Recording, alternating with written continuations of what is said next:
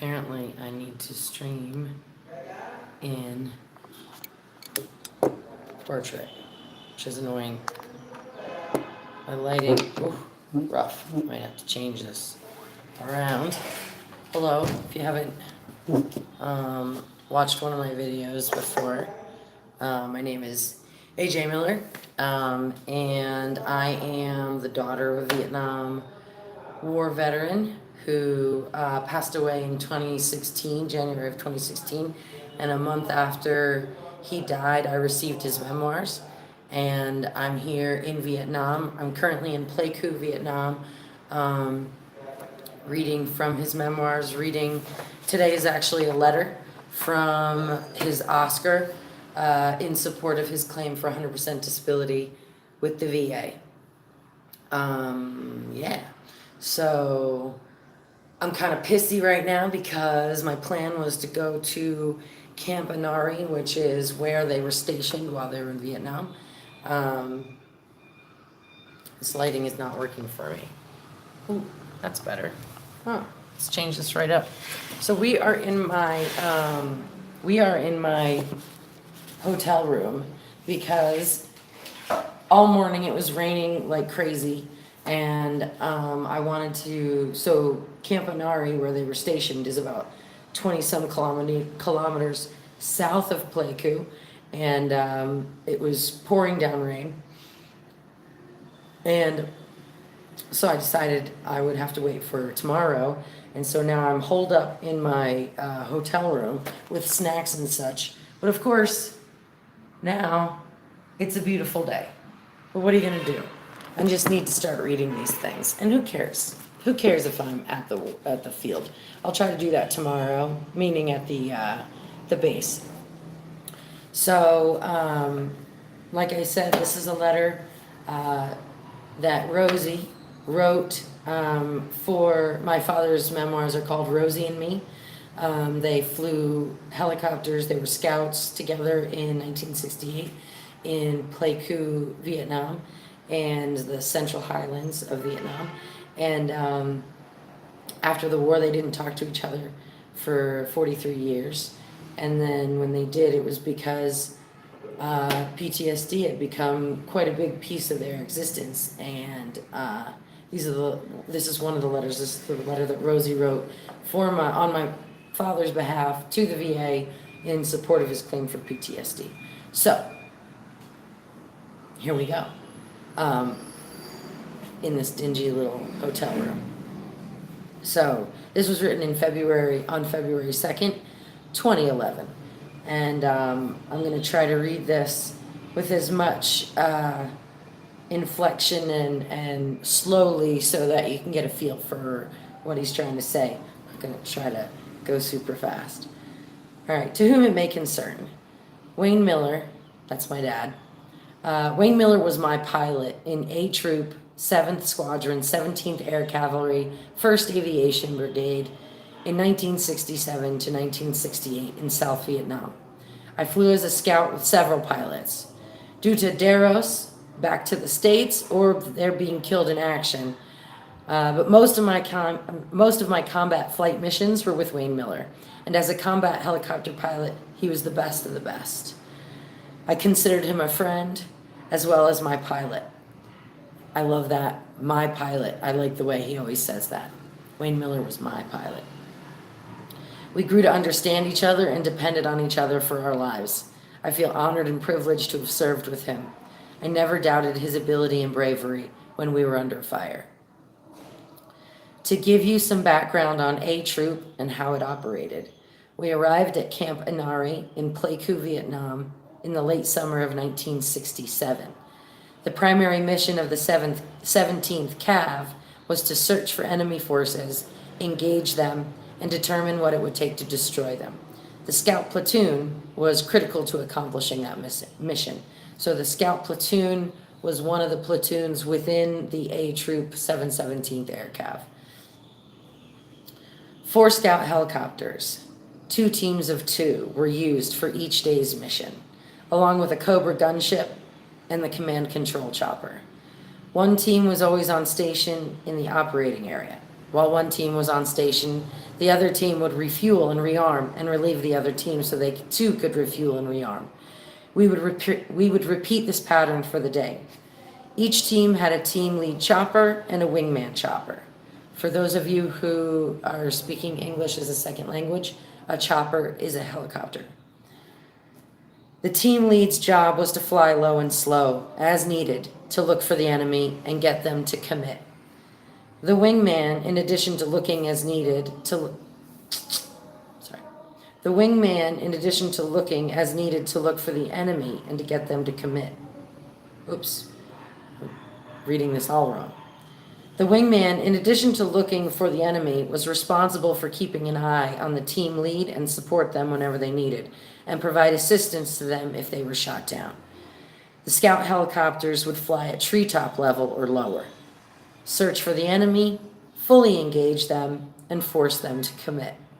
Because of constantly engaging the enemy, many scout pilots and observers were wounded or killed, and many choppers were lost. The scout platoon was comprised entirely of volunteers. There were no exceptions. I remember when I was driving with my father back and forth to the hospital when he had leukemia. I had grown up thinking that the scouts was like the Boy Scouts in the Army. Like they would go out with their little choppers and they would go peek around and look for the enemy, and then they'd scuttle back to base and tell everybody what was going on, and then everyone else would take care of it.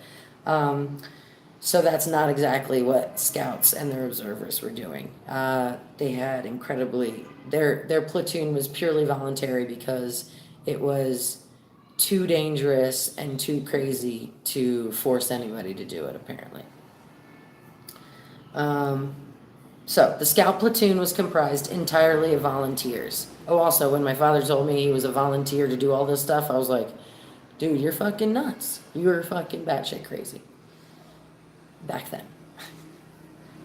The work was extremely dangerous and the casualty rate was high. The scout platoon at full strength had 9 pilots and 9 observers when we arrived in country. Within a few months of combat operations, we were down to 6 scout observers and never attained full roster strength for the remainder of the time that I was in the scout platoon through September 1968. The scout platoon had earned quite a reputation by early 1968 due to the amount of death and destruction we brought down upon the enemy. In addition, we were perceived as an extremely risky platoon to join because of losing so many members. Normal mode of operation was a pilot and observer in a chopper, armed with a 7.62 millimeter minigun mounted on the left side of the aircraft and operated by the pilot. That was my dad. We were well armed with a CAR-15 automatic, grenade launcher, and various other grenades and explosives that we thought would wreak havoc on the enemy. Wayne and I flew together on many combat missions. We were a great team and brought credit to our unit. We killed many enemy soldiers and helped coordinate the killing of countless more. We did what we had to do and did not always feel good about it when it was over. Some of the enemy that were killed were as close as 10 feet. We were looking eye to eye. There was one combat mission that is burned into my memory, and the same for Wayne, as we discussed it 45 years later. As well as I can recall, we were northwest out of Dachau. This was a particularly bloody day for many reasons. The team on station had spotted an abandoned anti-aircraft gun placement on a hill. Upon investigation, they were fired upon. After exchanging fire, the team killed a northern Vietnamese soldier in a shallow foxhole. Our team relieved them to refuel. Wayne and I, during reconnoitering the area, came upon 5 new packs in a small clearing in the woods. We went in for a closer look and were hovering maybe 10 feet above the packs. After a very short discussion with command, Wayne shouted, "Shoot!" I fired on full auto into the first pack, and there was a North Vietnamese soldier under it. I fired into the other 4 packs, killing them all. I remembered that there were just arms and legs popping out and kicking. There were bullet holes in their heads and bodies and blood everywhere. It was a horrific sight for the both of us. I thought they looked like Boy Scouts out for a hike in the woods. We were all so young at the time. I was caught up in the moment or in shock, and Wayne came over the intercom and told me to load another magazine, as I had emptied the one double I had.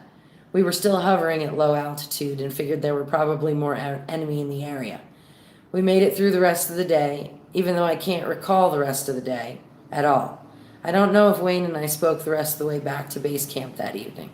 Wayne and I have discussed this incident, and I know both of us live with this and many more deaths on a daily basis. We spent a good part of our tour at base camp, Camp Anari, where we experienced mortar and rocket attacks at night on our airfield and our hooch. Another night of interrupted sleep to get outside and into our sandbag bunkers. I can still feel the hot, empty mini-gun cartridges raining down on my head as our gunships made runs on the perimeter to eliminate the sappers coming through the concertina wire, and the howitzers firing over our hooch through the night in support of troops in the far-off firefight. During the monsoon season, it was impossible for us to achieve any kind of effectiveness in the air due to the severity of the monsoon rains. These conditions caused us to move south to Ban Mi Tout to get out of the storms. We stayed within our Vietnamese Special Forces group in a Bravo 50 compound, which we named Fort Bleakness, due to the muddy and dreary conditions. The weather was not as severe as it was up north, so we were able to be effective in our missions once again. It was rumored that the camp was 50% Viet Cong, but never proven, at least not to my knowledge. There were incidents where the enemy ran through the compound at night and tossed grenades into tents, wounding people. I guess to sum it up, Wayne and I lost a lot of friends and comrades